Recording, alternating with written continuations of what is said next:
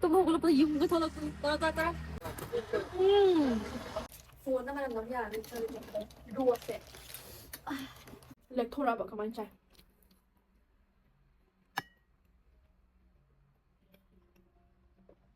ꯁꯤꯗ ꯆꯥꯛ ꯈꯪ ꯆꯥꯁꯟꯕꯒ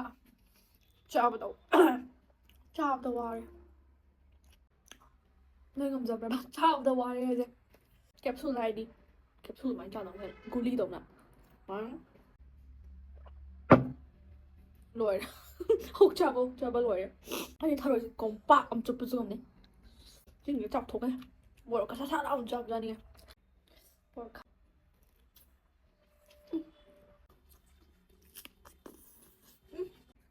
ꯅꯪꯅ ꯉꯝ ꯌꯥꯔꯣꯏ ꯇꯨ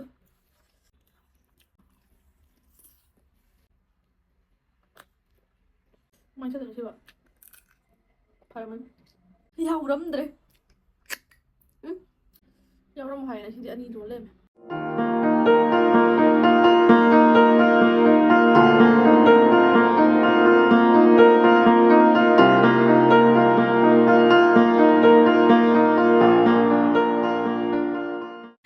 ꯑꯗꯨ ꯉꯁꯤꯁꯦ ꯁꯤꯗ ꯍꯪꯒꯥꯝ ꯃꯅꯤꯄꯨꯔꯒꯤ ꯍꯪꯒꯥꯝ ꯂꯩꯔꯦ ꯁꯤꯗꯒꯤ ꯗꯨꯀꯥꯟ ꯑꯃ ꯂꯩꯌꯦꯕꯀꯣ ꯃꯅꯤꯄꯨꯔ ꯃꯩꯇꯩꯒꯤ ꯑꯗꯨ ꯌꯥꯝ ꯁꯤꯗꯩꯗꯤ ꯑꯩꯈꯣꯏ ꯁꯤꯗꯩꯗꯤ ꯂꯥꯞꯄꯦ ꯑꯗꯣ ꯁꯤꯗ ꯍꯪꯒꯥꯝ ꯃꯄꯨꯟ 2 ꯂꯩꯔꯦ ꯁꯤꯗ ꯃꯀꯥ ꯑꯗꯨꯒ ꯁꯤꯗ ꯌꯣꯡꯆꯥꯛ ꯂꯩꯔꯦ ꯃꯅꯤꯄꯨꯔꯒꯤ ꯌꯣꯡꯆꯥꯛꯁꯤꯁꯨ ꯃꯔꯨ ꯇꯣꯡꯉꯦ ꯑꯗꯨꯝ ꯈꯔ ꯑꯗꯨꯝ ꯇꯣꯡꯉꯦ ꯕꯦꯡꯒꯂꯣꯔ ꯌꯣꯡꯆꯥꯛ ꯁꯨꯝ ꯆꯥꯕꯁꯤ ꯃꯍꯥꯎꯁꯤ ꯀꯃꯥꯏꯅ ꯇꯧꯗꯣꯏꯅꯣ ꯈꯪꯗꯦ ꯑꯗꯨꯒ ꯁꯤꯗ ꯍꯩꯔꯤꯕꯣꯞ ꯂꯩꯔꯦ ꯍꯩꯔꯤꯕꯣꯞ ꯄꯦꯀꯦꯠ ꯑꯃ ꯑꯗꯨꯒ ꯁꯤꯗ ꯀꯩꯕ ꯁꯤꯁꯦ ꯀꯥꯎꯈ꯭ꯔꯦ ꯍꯪꯒꯥꯝꯒꯤ ꯀꯩꯅꯣꯗꯣ ꯀꯔꯤ ꯃꯣꯔꯣꯛ ꯃꯦꯠꯄꯗ ꯀꯣꯠꯂ ꯆꯥꯕꯗꯣ ꯑꯩ ꯀꯥꯎꯈ꯭ꯔꯦ ꯀꯃꯦꯟ ꯍꯥꯏꯕꯤꯔꯝꯃꯣ ꯑꯗꯨꯒ ꯂꯩꯇꯣꯟꯗ ꯂꯩꯔꯦ ꯑꯗꯨꯒ ꯁꯤꯅ ꯌꯣꯡꯆꯥꯛ ꯃꯔꯨ ꯂꯩꯔꯦ ꯍꯋꯥꯏ ꯃꯨꯕꯤꯒ ꯌꯣꯜꯂ ꯆꯥꯕ ꯍꯥꯎꯔꯅꯤ ꯌꯣꯡꯆꯥꯛꯅꯤ ꯍꯋꯥꯏ ꯃꯨꯕꯤꯅꯦ ꯑꯗꯨꯒ ꯁꯤꯗ ꯑꯩꯒꯤ ꯈ꯭ꯋꯥꯏ ꯄꯥꯝꯖꯕ ꯊꯔꯣꯏ ꯂꯩꯔꯦ ꯑꯣꯔꯗꯔ ꯇꯧꯕꯗꯤ ꯌꯥꯝ ꯄꯩꯁꯥ ꯍꯦꯜꯂꯦꯕꯀꯣ ꯆꯠꯂꯒ ꯂꯩꯕꯅ ꯈꯔ ꯍꯣꯡꯉꯦ ꯃꯌꯥꯝ ꯍꯧꯖꯤꯛ ꯊꯔꯣꯏ ꯀꯛꯄ ꯍꯧꯔꯦ ꯍꯌꯦꯡ ꯊꯣꯡꯅꯕ ꯃꯃꯥꯏꯕꯨꯗꯤ ꯀꯛꯊꯣꯛꯑꯦꯕꯀꯣ ꯑꯗꯨꯝ ꯐꯨꯠꯄꯗ ꯀꯦꯟꯕꯅꯦꯕ ꯃꯃꯥꯏꯁꯤꯗꯤ ꯑꯗꯨꯅ ꯃꯃꯥꯏ ꯀꯛꯑꯔꯣꯏ ꯑꯩ ꯃꯃꯥꯏ ꯀꯛꯄꯁꯨ ꯄꯥꯛꯅ ꯍꯩꯇꯦ ꯑꯗꯨꯅ ꯑꯩꯅ ꯀꯦꯜꯍꯜꯂꯒꯦ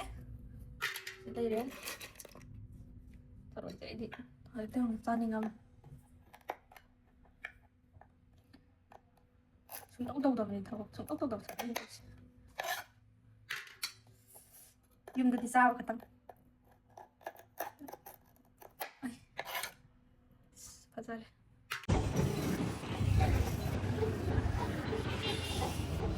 ꯍꯧꯖꯤꯛ ꯑꯣꯛ ꯂꯩꯕ ꯂꯥꯛꯏꯅꯦꯕꯀꯣ ꯑꯣꯛ ꯂꯩꯕ ꯂꯥꯛꯄꯗ ꯁꯤ ꯌꯨꯕꯤꯁꯦ ꯂꯨꯄꯥ 50ꯗꯪ ꯄꯤꯌꯦ ꯑꯗꯨ ꯁꯤꯁꯦ ꯕꯦꯂꯥ ꯏꯕꯥꯅꯤ ꯑꯃꯃꯝ ꯊꯛꯀꯦ ꯕꯦꯂꯥꯁꯤꯅ ꯌꯦꯡꯖꯧꯕꯗ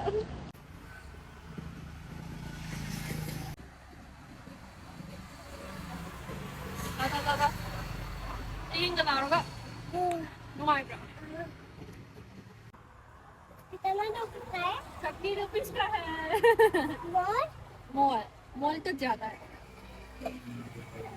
मतीन होता है फोकस मसल पोस्ट आता तुम लोग यूंग थोड़ा कौन सा कोकोनट है कोकोनट वाटर है पता है मलाई वाला मलाई खाएगी जल्दी पियो मलाई निकालना है कैसे मलाई आओ अपने को अधिक मलाई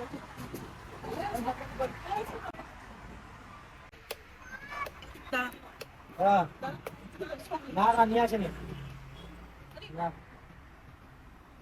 वहाँ बोले तो सामने सप्ताह निया बोलेगा जेली की तरह है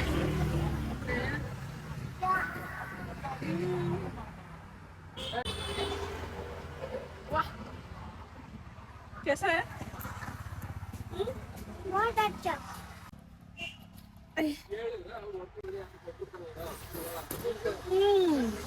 अरे मुझे यूवी भी थको पड़े मलाई ताबू लगे बेलाको लगे मारी अमस थकी है कि थारोय याम थक यादे तो ना मैम मुझे एकदम दिल चलो वैसे मैं मुझे जान ना ओ यार ना चसा ओले अपने और का मो चरा मैम चले ओतो दे थक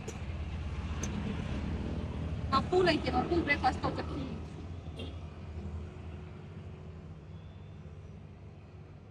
ꯍꯧꯖꯤꯛ ꯑꯣꯛ ꯂꯩꯐꯝꯗꯒꯤ ꯌꯨꯝꯗ ꯍꯜꯂꯛꯑꯦ ꯌꯨꯝ ꯍꯜꯂꯛꯄꯩ ꯂꯝꯕꯤꯁꯤꯗ ꯌꯥꯝ ꯐꯖꯩꯅ ꯚꯤꯗꯤꯑꯣ ꯅꯝꯖꯜꯂꯛꯄꯅꯦꯕꯀꯣ ꯌꯨꯝ ꯌꯧꯔꯦ ꯊꯔꯣꯏ ꯊꯣꯡꯕ ꯍꯧꯗꯣꯔꯦ ꯍꯥꯟꯅ ꯁꯤ ꯐꯖꯅ ꯆꯥꯝꯊꯣꯛꯑꯦ ꯊꯔꯣꯏꯁꯦ ꯑꯗꯨꯒ ꯈꯥꯡꯗ ꯉꯧꯕꯒꯤ ꯍꯥꯞꯆꯜꯂꯦ ꯑꯗꯨꯗꯨꯒ ꯁꯤꯗ ꯊꯨꯝ ꯊꯥꯛꯏꯅꯦꯕꯀꯣ ꯊꯨꯝ ꯈꯔ ꯆꯥꯏꯁꯜꯂꯦ ꯉꯧꯕꯗꯣ ꯍꯥꯏꯗꯤ ꯊꯨꯝ ꯀꯩꯀꯥ ꯆꯪꯅꯕ ꯃꯅꯨꯡꯗ ꯉꯧꯔꯅꯤ ꯀꯪꯍꯜꯂ ꯃꯇꯨꯡꯗ ꯑꯃꯨꯛ ꯍꯤꯟꯖꯥꯡ ꯊꯣꯡꯕ ꯍꯧꯗꯣꯔꯦ ꯍꯤꯟꯖꯥꯡ ꯊꯣꯡꯕ ꯍꯧꯔꯗꯤ ꯃꯌꯥꯝ ꯄꯨꯟꯅ ꯌꯦꯡꯃꯤꯟꯅꯔꯁꯦ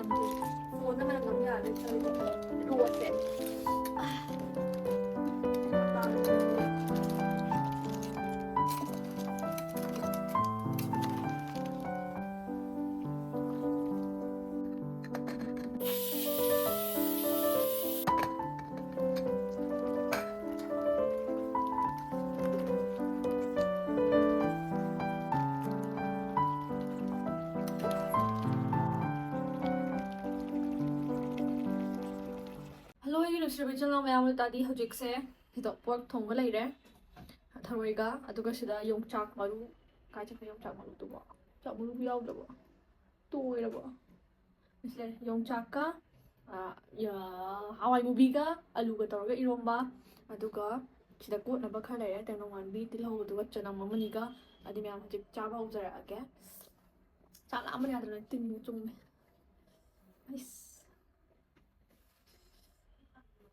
ꯆꯥꯛꯁꯦ ꯆꯥꯗ꯭ꯔꯤꯉꯩꯗ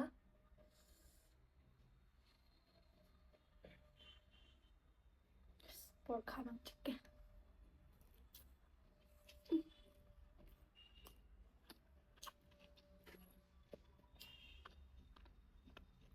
ꯍꯥꯎꯔꯦ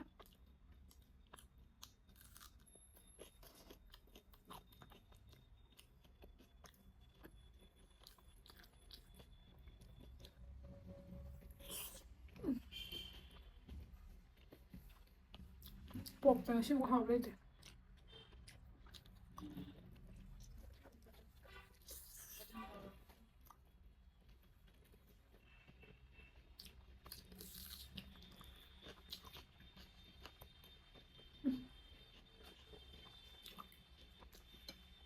이런 좀 듣고 짜리 이런 거 좀.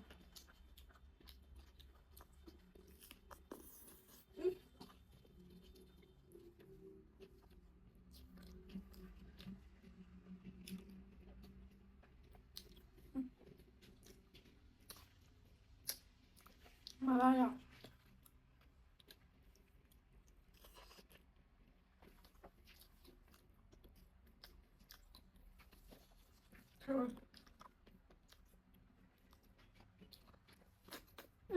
와.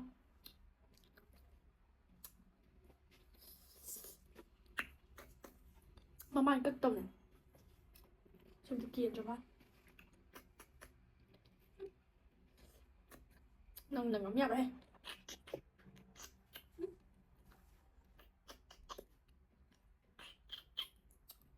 한 쪽 보자.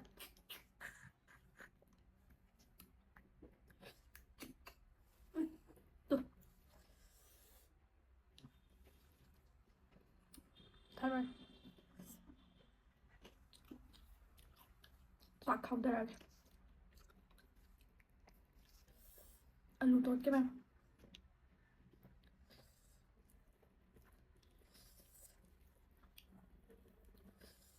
한번 콤지디 리기 얇은 달게 와 알루 좋아해 알루 또 야지 마 cái này chán nè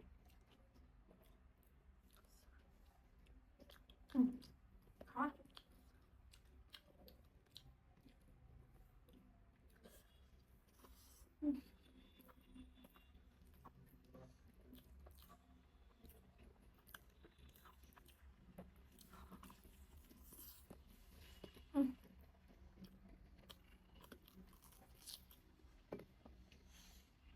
wow lắm nhá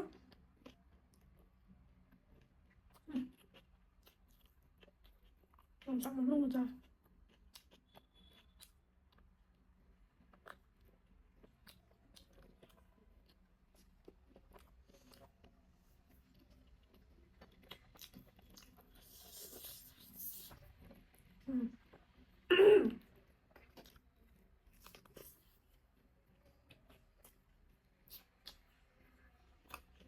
ngọt rồi cơ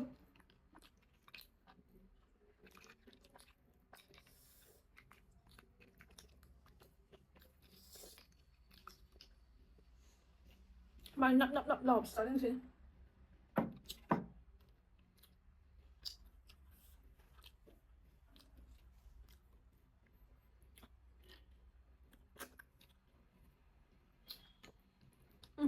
thật là mấy chuyện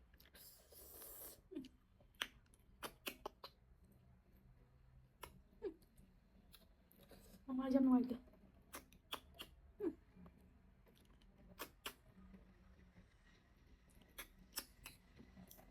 Mày sẽ được chưa ạ? Phải mình Thôi nó là ngọc nhạc của thế Xăm tăng là bàn là cha luôn Amma cái chụp kìa Dâu lắm đấy Hang lên mà, đau rồi Xin đi hơn bị đâu bạn Dâu lắm hay là xin đi ăn đi rồi lên mà Storage full rồi thọc ra có chạc lắm mà cản đã Chẳng xin có thơ kìa Mà phone dễ lâu bay trẹp rồi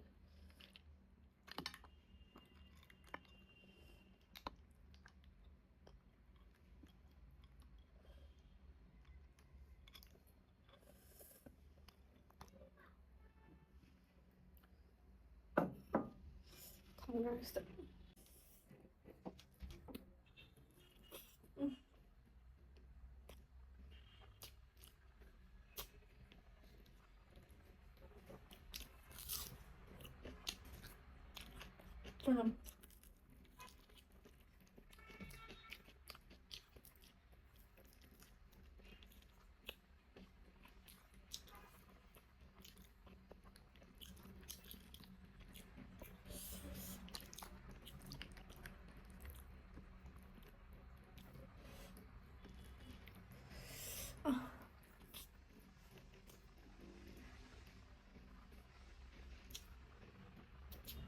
Khoan xíu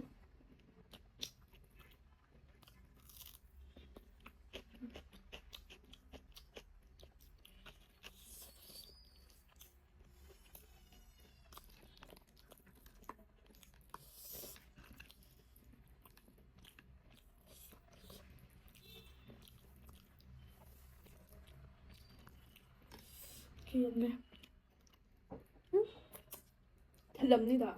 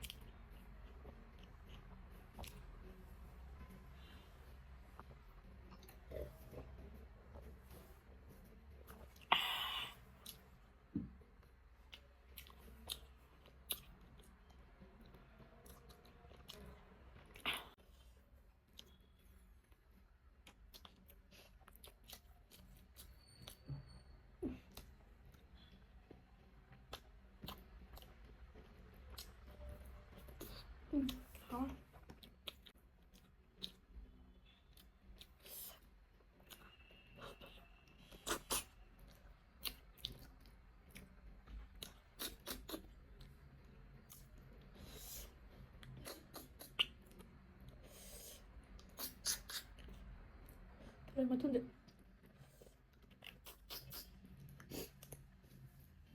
ꯐꯨꯜꯂꯦ. ꯃꯅꯤꯡ ꯍꯥꯏꯕ ꯃꯅꯤꯡ ꯊꯔꯣꯏ ꯃꯅꯤꯡ ꯚꯥꯞꯁꯦ ꯋꯥ ꯉꯥꯡꯕ ꯁꯣꯏꯔꯦ. ꯍꯥꯎꯋꯦ.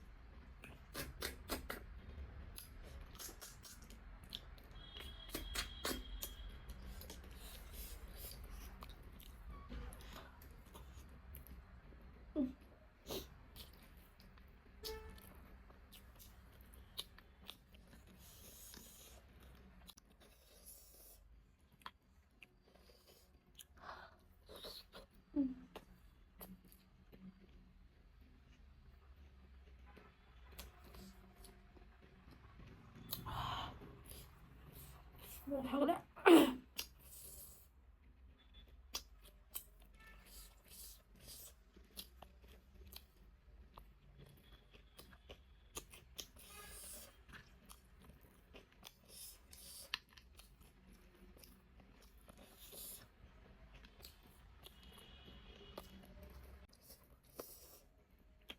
그다음에는 캡슐다. 렉토라바 가만히 잘.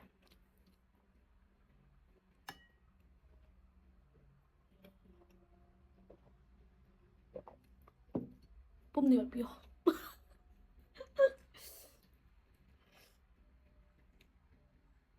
Hay đó, capsule này đi. Capsule mà cho nó này, guli đâu nè. Đó.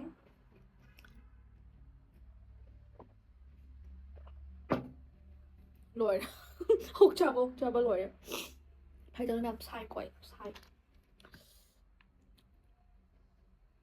Thật vậy. 아니 다른 껌빡 엄청 부드럽네. 지금 이거 짭 독해. 뭐랄까 사사라운 짭자니. 어때요? 잘 먹다. 이런 무슨 말하면 열매를 hỏi 무슨 리.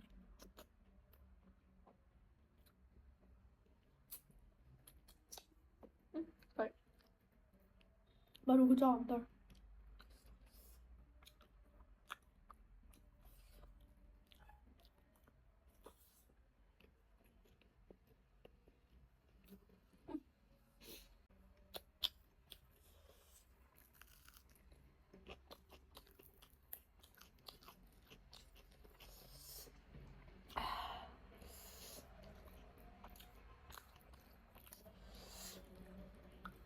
Mà gọi đi nữa ha. Thì ăn trong nhà để trái pin hay.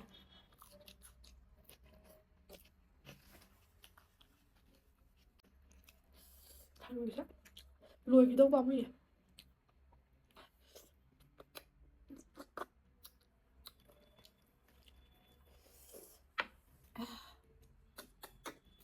Ủa sao?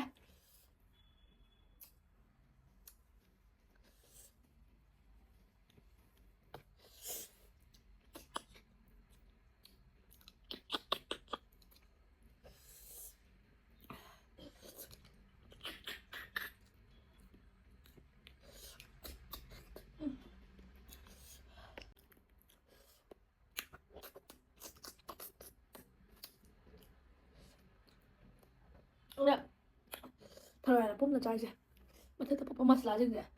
Chả thôi. Cái gì đây?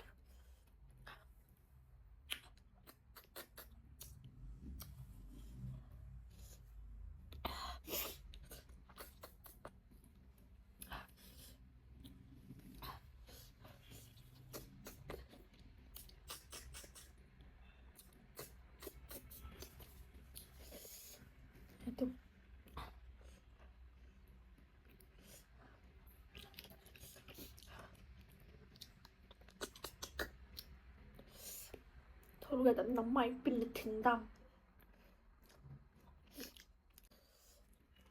ꯑꯩ ꯊꯔꯣꯏ ꯆꯥꯔꯒꯗꯤ ꯆꯥꯛ ꯆꯥꯕ ꯀꯥꯎꯋꯦ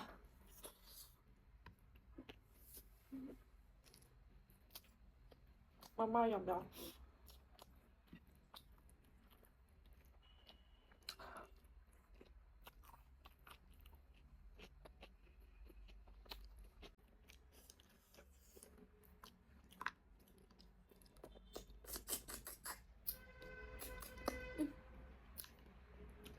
ꯆꯨꯞꯄ ꯌꯥꯗꯦ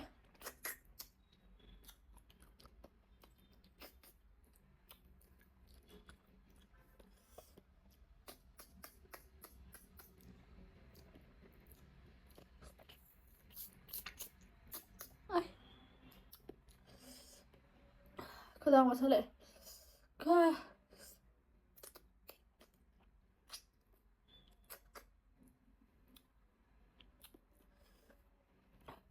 em đừng có suy nghĩ đâu chụp bắt thọc break các bạn còn nó chụp bây giờ thời thôi rồi thầm thầm nào ô lại này cha đi tên cột thân cha cho tên cột thân rồi bị cái bạc khối trong chân nào anh được trai tên cột thân cha đi tên cột thân ở đây này nè bạc khối chân bằng ngầm phong bằng ngầm đấy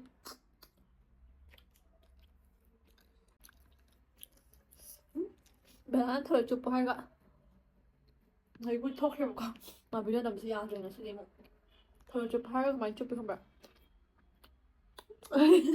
thời chứ đó 어디 비더였나 너무 칼라봐 맨날 털주부 하여 마닝순수 덜 하래 빼래 보카 해더라 삼잡으러 이거 나가이디 분신은 털을 잘 먹고 이 짝수 짜자대 먹고 가시디 짝수 답 해서 해 털을 이 마마이나 이부수 녹시비다나 카나우나 예이 키에다가 cat 그래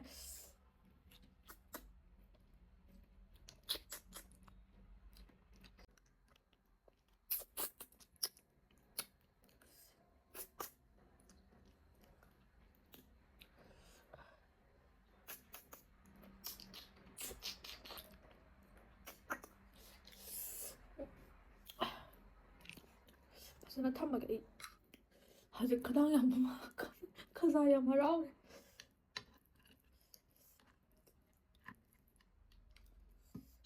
내가 또 내가 보다가 좁게 진짜 한게 좁으면 나오면 잘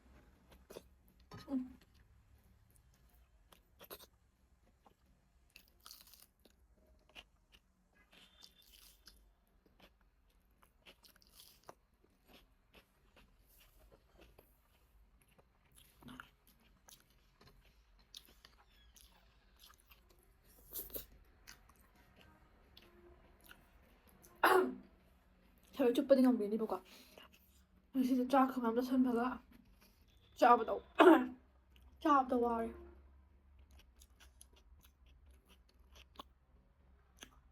내가 감자봐라 짜보다 와리 이제 애디 와이 짜보다 ngasi디 가생나 이 짜보다 와보다 ngasi디 와리 하오래 구하옹 떠래 맘 좀 잡이람가니 오까 털게 통바 ꯑꯗꯨꯗꯤ ꯃꯌꯥꯝ ꯉꯁꯤꯒꯤꯗꯤ ꯚꯤꯗꯤꯑꯣꯁꯤ ꯃꯇꯥꯡꯗ ꯂꯣꯏꯁꯤꯟꯖꯔꯒꯦ ꯏꯆꯤꯟ ꯏꯅꯥꯎ ꯄꯨꯝꯅꯃꯛ ꯄꯨꯏꯀꯣꯛꯅꯅ ꯈꯨꯔꯨꯝꯖꯔꯤ ꯃꯊꯪꯒꯤ ꯚꯤꯗꯤꯑꯣꯗ ꯑꯃꯨꯛ ꯊꯦꯡꯅꯔꯁꯦ ꯕꯥꯏ ꯚꯤꯗꯤꯑꯣꯁꯤꯗ ꯁꯣꯏ ꯉꯝ ꯌꯥꯎꯔꯕꯁꯨ ꯏꯆꯟꯅꯨꯄꯤ ꯁꯣꯔꯤ ꯑꯗꯨꯗꯤ ꯃꯊꯪꯒꯤ ꯚꯤꯗꯤꯑꯣ ꯅꯠꯇ꯭ꯔꯁꯨꯀꯣ ꯁꯣꯏꯗꯅꯃꯛꯀꯤ ꯊꯔꯣꯏ ꯃꯌꯥꯝ ꯂꯩꯔꯒ ꯏꯆꯟꯅꯨꯄꯤ ꯑꯃ ꯀꯧꯒꯦꯕꯀꯣ ꯑꯗꯨꯗꯨꯒ ꯃꯥ ꯏꯕꯥꯅꯤ ꯆꯦꯂꯦꯟꯖ ꯇꯧꯒꯦ ꯑꯗꯨꯒ ꯉꯁꯤꯒꯤꯗꯤ ꯚꯤꯗꯤꯑꯣꯁꯤ ꯃꯇꯥꯡꯗ ꯂꯣꯏꯁꯤꯟꯖꯔꯒꯦ ꯑꯁꯦꯡꯕ ꯚꯤꯗꯤꯑꯣꯗ ꯍꯥꯏꯗꯤ ꯅꯨꯡꯉꯥꯏꯇꯕ ꯈꯣꯠꯄ ꯌꯥꯎꯔꯒꯁꯨ ꯌꯥꯝꯅ ꯋꯥꯔꯧꯕꯤꯔꯣꯏ ꯑꯗꯨ ꯑꯣꯏꯇꯥꯔꯒꯗꯤ ꯃꯊꯪꯒꯤ ꯚꯤꯗꯤꯑꯣꯗ ꯊꯦꯡꯅꯔꯁꯦ ꯏꯆꯤꯜ ꯏꯅꯥꯎ ꯄꯨꯝꯅꯃꯛ ꯄꯨꯏꯀꯣꯛꯅꯅ ꯈꯨꯔꯨꯝꯖꯔꯤ ꯃꯊꯪꯒꯤ ꯚꯤꯗꯤꯑꯣꯗ ꯊꯦꯡꯅꯔꯁꯦ ꯕꯥꯏ ꯍꯟꯖꯤꯟ ꯍꯟꯖꯤꯟ ꯍꯥꯏꯔꯦ ꯑꯩ ꯈꯟꯕ ꯒ꯭ꯌꯥꯟ ꯇꯥꯗ꯭ꯔꯦ ꯑꯣꯏꯅ ꯉꯝꯗ꯭ꯔꯦꯍꯦ